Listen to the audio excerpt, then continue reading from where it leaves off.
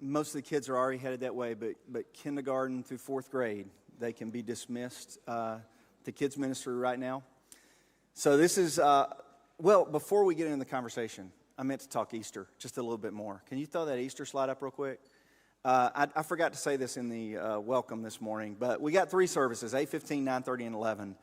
We need some of you to please consider coming to the 8:15. Now, some of you may be super excited about coming to the 8:15. You're like, yes, that's my time. Thank goodness. It takes y'all forever to start at 9:30. Some of you may not be excited about coming to 8:15, but we need more folks in 8:15 because we anticipate the 9:30 to be a really big service time. So not all of you go to 8:15, but those of you that works for your schedule, we'd love for you to come to 8:15 because we are going to have a full children's ministry, and this is the first Easter we've done that. Usually we've done 8:15 with no kids ministry, but we got children's ministry in the 8:15, 9:30, and 11. And please be inviting people to join us for Easter. Okay, we hope to have a really big crowd, and there's a really important series I'm kicking off that Sunday, and I'll explain that later. But I want to put the second slide up, Andy. Tammy, tell them about this real quick. Let me make sure your mic's on. Sorry. There we go. The Easter egg hunt. That's going to be on March the 23rd. It's actually the week before Easter weekend. And we're going to have it here at the church. And we'll all meet out front at the big pavilion thing out here. And it's for all the kids through the 4th grade. And we'll be having just an Easter egg hunt. It starts at 10. It'll be over by 10:20 because it doesn't take them long to hunt those eggs at all. And so if you can, come be with us. If you can't make it that day but would like to help, I have lots of ways that you could do that. If you'll just get in touch with me, you can just take some eggs home and pop those together. That would be awesome. And if you want to come early that day and help hide eggs, that would be awesome. So it takes a lot of people to throw these events for the kids. So if you're interested at all in any of those things, just give me Tammi at murrayhills.com, and I'll get back with you. Awesome. Thanks. So let's jump into the conversation because I took all your time this morning. So this is our second to last conversation that we're going to be having in this series. And a lot of at least half the conversations so far have been like difficult conversations, and people were saying, hey, we really appreciate your church being willing to have difficult conversations. And in this one, I'm like, this is not a difficult conversation. I mean, yes, there's certainly challenges and that kind of, but I mean, I'm 100% for kids ministry and children, student ministry, and I think most of the people in this room are 100% behind kids ministry, student ministry. And I used to say in our Step 1 class that we spend more of our budget, more of our staff, and more of our building for kids ministry and student ministry than any other ministry in this church. I don't know if that's entirely true anymore because the other ministries have grown, but it certainly was when we began because, Sherry and I were the first 2 staff members here. The next staff member we hired was a youth minister. You've been here 16 years now, right? The next staff member we hired was a children's minister. Tammy's been here 6 years. She's our second children's minister, but when we built this building, we had 6 classrooms in this building, and we said 100% of those go to the kids. Adults can meet in their homes. And that's when we started small groups, and all the classrooms went to the kids. But the first edition we did in 2009 was children's ministry wing. Second edition we did was student ministry wing. So it's really, really important to us. And I'm thankful to have both of these guys joining me this morning because they bring a wealth of experience to this, not only in the amount of time that they've been here at Murray Hills, but just, Todd's got 25 plus years experience in youth ministry. Tammy's got 25 plus years experience in education and children's ministry. And so I'm really, really, really grateful to have them on staff. I'm going to try my hardest not to talk as much today because we got 3 people. And I want to give them time to talk. So I'm going to try to do more of the interview role this morning in this conversation. So we're going to jump into it and we're same questions we've been asking with every one of these values, but why is this a value? And you can answer this from personal perspective, biblical perspective, but why should this be a value for church? Why is this a value for our church? So Tammi, I'll let you jump in there first. Well, we saw these questions a little early, so I've been thinking about this. But, Jesus, right before he left us, he gave the Great Commission. And in that commission, he said, go and make disciples, kind of duplicate yourselves, make more of you. And so I think it's very important that we start to do that at an early age. With our preschoolers and our nursery kids, you know, our big deal is just to have them love to come to church. Let them have a good time, and we're teaching them about Jesus and letting them know that Jesus loves them. And then as they get a little older, we start teaching more and more things about Jesus, and just to have a good foundation and to think that church is a fun place and a place they want to be. Yeah. I mean, we spend all our time thinking as our children are small that they're the most important thing in our lives. And as they got older, it gets more challenging to treat them like that, the most important thing. Proverbs 22:6, start children off the way they should go, and even when they're old, they will not turn from it. We only have a precious few moments with our children, as a lot of us who have sent kids off to college know. And we've got this chance to prepare them for the future. And as they get older, as they get into junior high and as they get into senior high, there's a lot of competition for attention, like their phones and their activities and their social life. Teenagers are acceptance magnets. They go where they're accepted. And so we want to create a godly community that is accepting here so we can have some influence in this competitive life they live. So that's my answer to that. The discipleship piece, like when we hear go and make disciples, we think like foreign missionaries, like go to foreign countries and make disciples of all. Our primary discipleship is in our home, right there in our home. Our kids, we should be focused on discipling those kids. And when Todd talks about it goes quick, it usually hits you about 7th or 8th grade. That's when you start doing the math and going, wow, we don't have a lot of time. I mean, it just hits you quick. So what does it look like if you're trying to do discipleship in kids ministry? And this kids ministry for us is 4th and down. So what does discipleship look like in our kids ministry? How do you do that? Well, we have 4 key truths that we kind of try to work with. Spending time with God, and that's just teaching them about the Bible and how to use it and what God says in it, and having them, as they grow, to do that on their own without always our prompting. Spending time with others, other Christians, other friends, learning how just to get along, because that's a very important life skill, and so it's important that we look at that. We also emphasize like using their gifts. God gave everyone unique gifts, and He wants us to use them for them. So we're trying to help them find what their gifts are and give them ways to use those. And sharing their stories, just talking about Jesus with other people and talking about it with their families or just anybody. It helps us all. Not only kids does it help, but, when we share our stories, it helps us to remember and to believe and to understand that, God's a part of our life every day. And so that's the things that we're really trying to emphasize with our kids. And it looks a little different 4th to 5th. Our student ministry is 5th through 12th. Right. And so what does that look like? What does discipleship look like at that point? Like, how are you trying to do that? It's community and engagement and teaching. And community is a huge deal. But every statistic, every variable, every Christian survey you check, they say, how does a teenager stay engaged long-term in the church? Number 1, are they involved in the church? Is your teenager involved in the church from a young age? Number 2, how many adults saying the same thing as Russ, as Tammi, and I, as the parents? How many mentors are in their lives? And defining mentors could be anything from a junior or senior in high school mentoring a 7th grader, or a 9th grader mentoring a 6th grader. So the more of those people you put in their lives, the more chance they have of sticking in the church long term. Plus having a youth group of diverse schools and a community that matches the greater world is also important. Going down to the youth room and seeing people from Mount Pleasant and CA and Zion and Central, and having that different community that doesn't look like their community at school, but is another community of people pouring into their lives the same kind of message, the same kind of morals that we teach at the church. These are the important things of making disciples long term.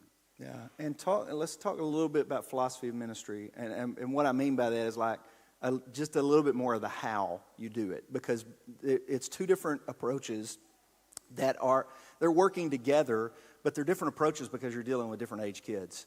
So, like, how do you guys do that on a weekly basis, or how do you use events and that kind of stuff?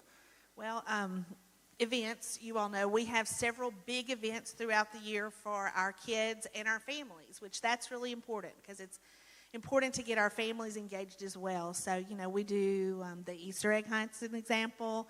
We do Not So Scary. We do that one really well. We have Christmas events and things like that throughout the year that families can come and be a part. You can come with your kids, and that helps. It helps for them to see you here.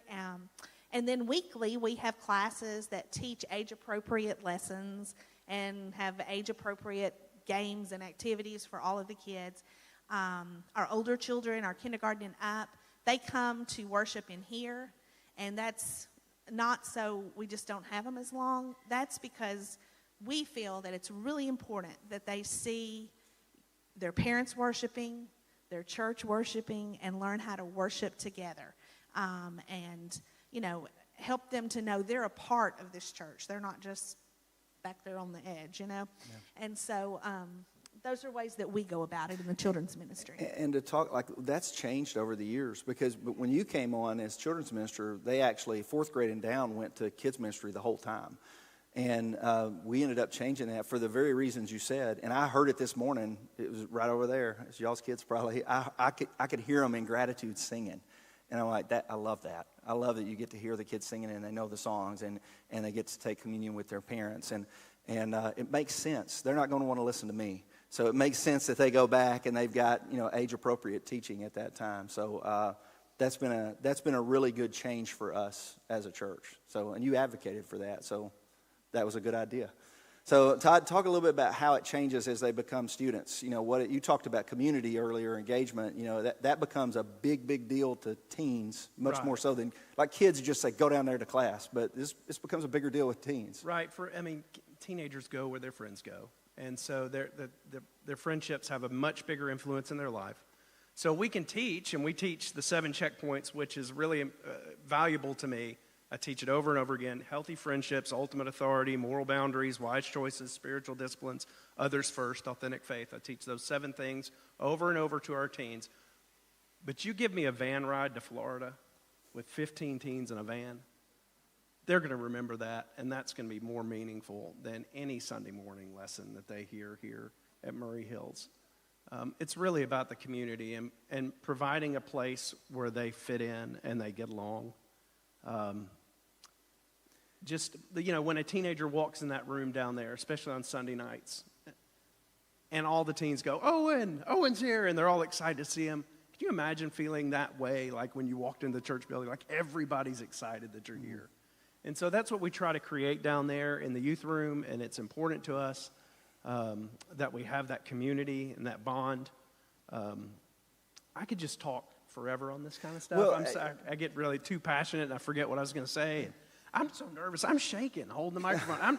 I'm a speech major in college. I don't get nervous on stage. But you talk about, one of the things you talk about a lot is making memories, creating experiences. Oh, yeah. And I never, to be honest, I never understood that before my kids were in the program. So, because you would, oh, yeah, we're going to go do this mission trip. We'll just sleep in the floor of a church somewhere. We'll just take our sleeping bags. And I'm like, seriously? We'll just do the 15-hour van ride. Seriously? Why? But my girls now, as college students, and one of them's out of college now, but that's what they remember. Yeah. They remember those experiences, and they remember that, the van ride and that kind of stuff, because it created a memory in them, and I love that. It's yeah. I could tell you stories, like teenagers come back to me years later. You remember that time the air conditioner broke down? We all sweated to death on the way to Florida. I'm like, yeah, that was great, and they love it too. Like, it's strange but true. Yeah. So you were just talking though about. What'd you say? They're going to go where their friends go. Yeah, acceptance magnets. Acceptance magnets. What are the barriers? What are the challenges to doing youth ministry in today's world? And this is hard to unpack for a congregation because I'm not going to say that. A lot of it is they don't just give us a chance. Because teens are acceptance magnets, they don't feel comfortable walking down there or they don't feel comfortable coming on Sunday night. And a lot of times, as a parent, I don't want to force my teens to do anything they don't want. I wish you would. Because that community can benefit your kids. And that's something you want in their lives. Like when you're a kid, you make them do stuff all the time. Why does that change when you're a teenager? I mean, if faith is still important to you, why does it become less important as they get older to have this community of believers around them? Somewhere along the way, about 4th or 5th grade, we decide that the kids are mature enough to make their own decision about what they do. Well, they decided. Yeah, like the kids, like I got a 5th grader right now, or 6th grader. They start fighting for their independence, and they got their own opinions, and they don't want to do it, and you're battling them to go do this and go do that. No, you're going. We went to a play yesterday, and Roman's like, I ain't going. I say, yeah, you are too. You're going. He's like, no, I'm not. So I mean, you're battling this, and I can appreciate what you're saying there. That, and I don't know that I'll tell this in the second, because he'll be in class in the second. I can tell it in both. But like it took us a good month to get Roman to go to 5th grade class, just because he was fighting on it. He didn't want to. He was comfortable in the children's ministry, and then we're trying to move in the student ministry, and that's an awkward transition. And jumping from 6th grade to 7th grade. I mean, y'all remember what it's like being in junior high. I mean, it's awkward, and you don't want to go to stuff. And we had to really just keep encouraging it. And it took 4 weeks, 4 Sundays, where we went down there and stood outside Jamie's door. And he teaches the 5th and 6th. And he's like, nope, not going. He came back in. And finally he went. And now he does not want to come in here. Like now he's like, how long we got to stay?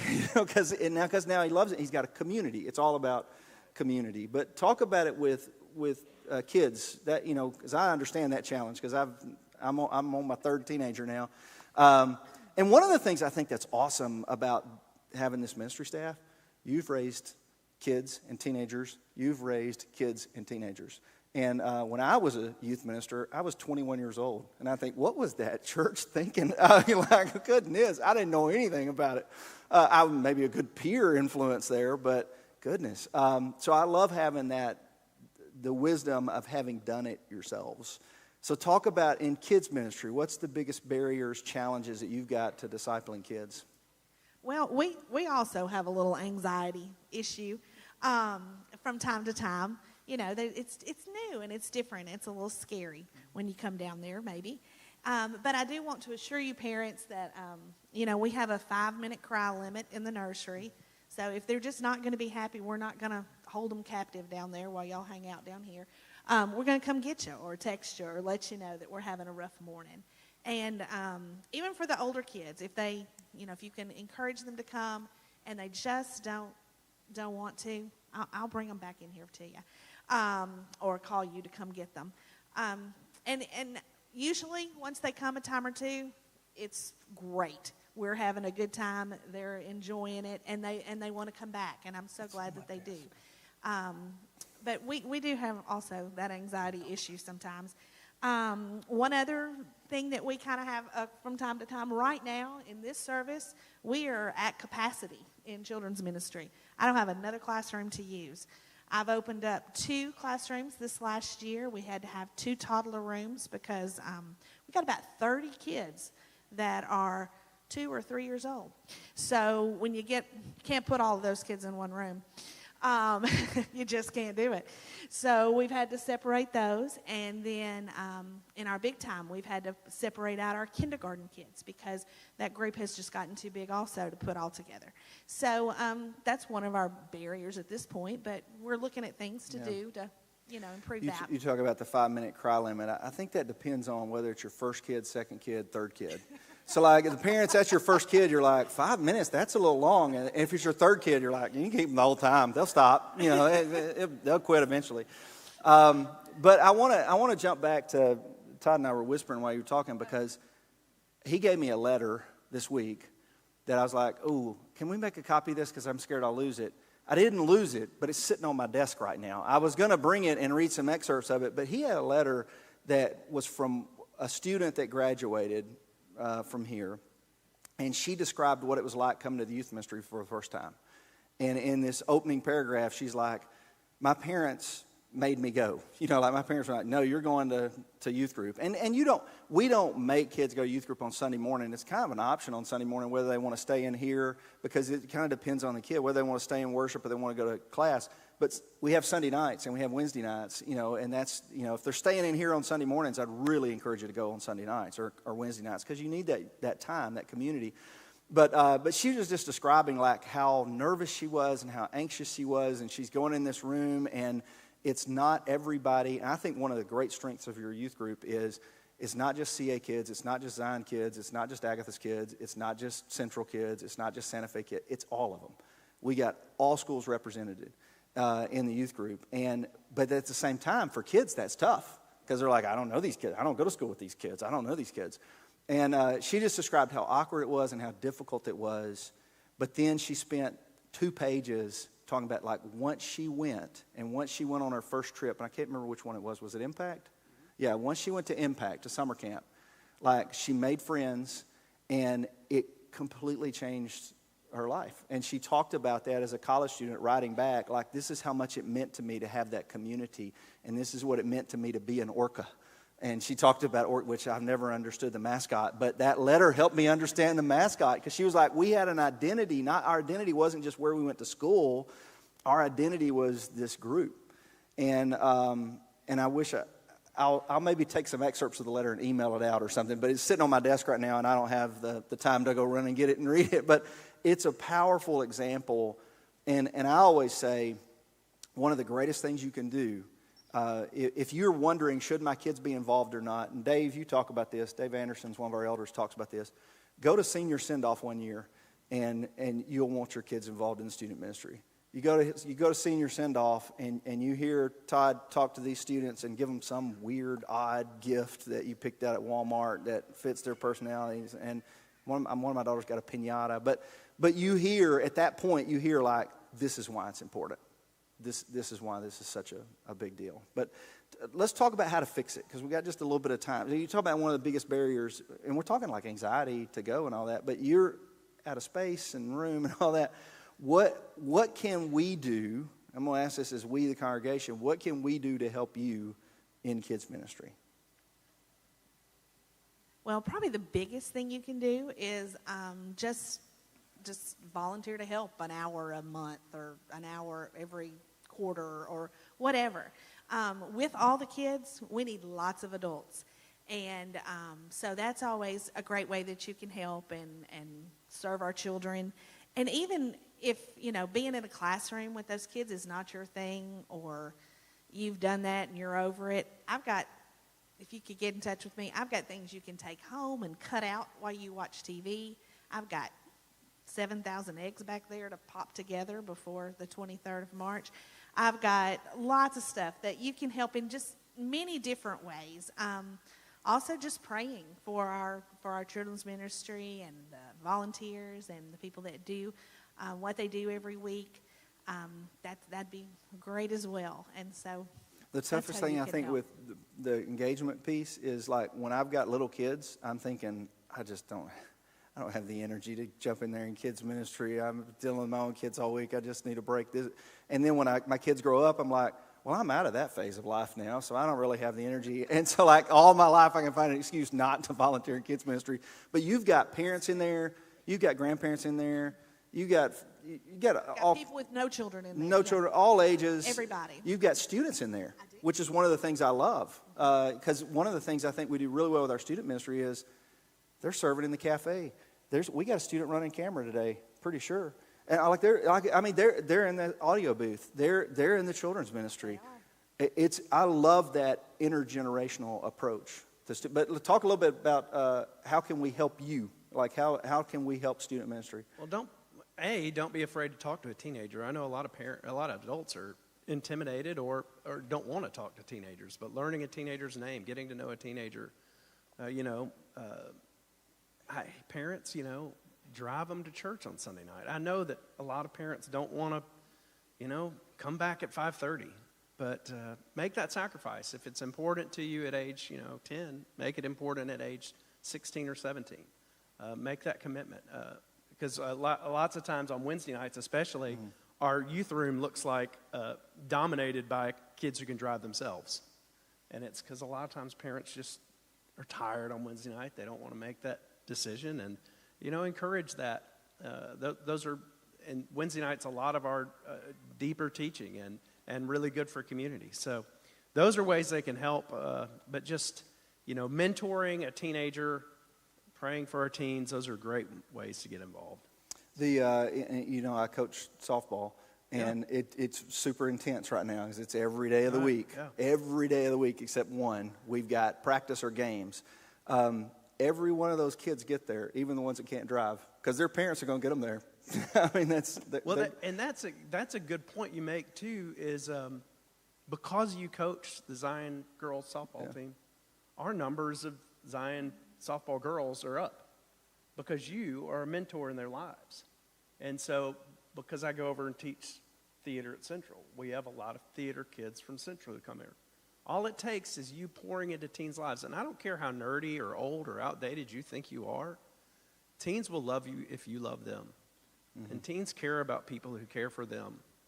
And we often think that teens think they're too cool for us. Yeah, and they may make fun of us when I walk away and the shoes I wear and the way I dress. But they love that I love them. I hope that means they love you, because my kids make fun of me a lot. So, I mean, they're constantly making fun of me. Yeah. But I love that point. One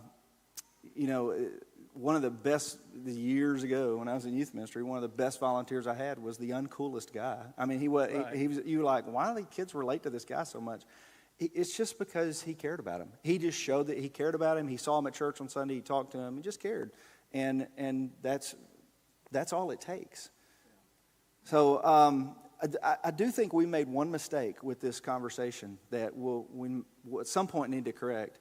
We should have done these as two separate conversations, because there's so much to dig into. There's so much to talk about in kids ministry, and there's so much to talk about in student ministry. So I think we want to continue some of this in the future. And I do want to leave it with some resources, because I think it's, parenting is not easy. We acknowledge that at the beginning of this service. And so you've got some books. I asked you guys to provide me resources, and y'all got some books that you want to talk about. So Tammi, you just jump in first with whatever you got. Well, this is the book that I would recommend for all parents to read. It doesn't matter how old your kids are, but it's a book about don't miss it. It's parent every week like it counts. And it just goes through how many weeks you have with your child from birth till they're 18. And it's not that many. It's 936 weeks. That's all you get. And that's not true. I have children that are 28 and 25, and we're still working on things. But that's the time that you have them in your house, and that's the time that you have them with you all the time. And so it's a great book. It really makes you stop and think, and so I would recommend that you read it. And if I have a few copies in my office, if anybody wants to borrow them. And I loved this book. All right, talk about a few of these. Just real quick, the 7 Checkpoints by Stanley and Hall. They have years of youth ministry experience. They take the 7 things that they think teenagers should know before they graduate high school. Can I ask that? 1 and 2, these are the difficult questions your teenagers are asking right now. You want them to be asking you these things, or not their fellow teens. And so to look this up and read these real quick, A Student's Guide to Culture. This is a great book, but this is the one I would encourage somebody, especially with 7th or 8th graders. 3 big questions that change every teenager. This is pretty much a book on how to talk to your teens about difficult things, and what are the things that you need to slyly ask your teenager on that ride back from school. So this is a great book right there. And I'll end with, I think one of the things we do well in our student ministry, I know we're trying to teach basic concepts of faith in kids ministry. And, we want them to know their Bible stories and know that God loves them and that, Jesus died for them. And we're basic. As they get older and they get into that 11th and 12th grade, we're going to talk difficult conversations with them. We're going to talk about different topics. You're going to come home, your teens are going to come home and what'd you talk about in youth group? And they're going to tell you, and you're going to go, what? You're talking about that? as Todd said, you want them talking about it now, and you want to talk about it here rather than going and asking their friends, or worse, rather than Googling it. You want them talk, because there's a lot of outside voices competing for their attention, but also for their allegiance. And so you want them in a good community of faith talking about those things. And so I think, that can I ask that? I know that, sometimes we get pushback, like, I can't believe we're talking about that with our teens, but got to talk about it. I got an email about that one. Yeah. Yeah. So let's. I'm gonna wrap this up with a word of prayer. I will say this: the best resources we got, if you don't want to read books, are these two right here. That's the best resources we got. Like if you're having a struggle with something going on with your teens, or you don't know what to do, call Todd, email Todd. Hey, what do I do? If he can't answer the question, he's got resources that where he's dealt with this in past. Same with Tammi. What do I do? How do I deal with this? I need some help.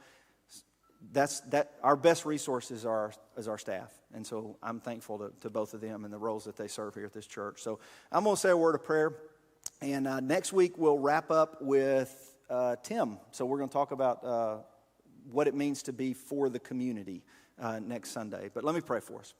Father, we're thankful for this entire day. We're thankful for the babies that were dedicated and those lives that were dedicated at the beginning of this service. Thankful for our children's ministry and our student ministry, and it's such a difficult role. And we know that our parents have a difficult task as they try to raise these children in your ways. But we also know that, it's just being a student pastor is not an easy job, and being a children's pastor is not an easy job. So I do pray for Todd and Tammi and their work, and I pray for the volunteers that work with them, that we will continue to be able to influence the next generation for you. And it's in the name of your Son, Jesus, we pray these things. Amen. We'll see you next Sunday. Thanks for being here. You're the God of covenant and faithful promises. Time and time again, you have proved.